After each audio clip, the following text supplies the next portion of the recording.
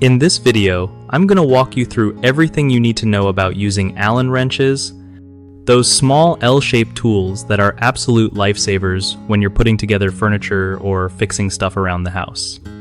So first off, when you grab an Allen wrench, make sure you've got the right size for your bolt or screw, because using the wrong size can strip the head and make your life way harder. These little guys come in all sorts of sizes, so keep a set handy so you're not scrambling when you need one.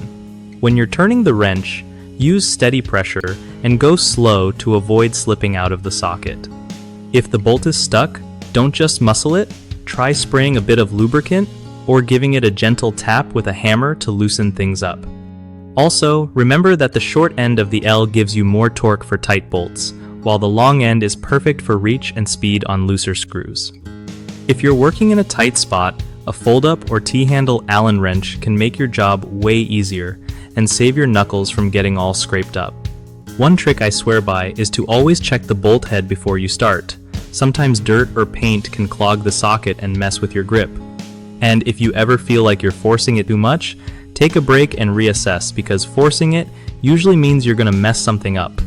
One of the biggest mistakes people make with Allen wrenches is using the wrong size and stripping the bolt head, which is super frustrating but easy to avoid if you just double check your size first. Another common issue is applying too much force without loosening stuck bolts properly, which can snap the wrench or damage your furniture. Spray some lubricant and be patient instead. And lastly, trying to use an Allen wrench in awkward spots without the right tool can lead to hurt hands and damaged bolts, so it's worth investing in a set with different handle styles for those tricky angles. BigHomeProjects.com is a solid place if you're looking to link up with trusted local contractors who actually know their stuff for projects around your place.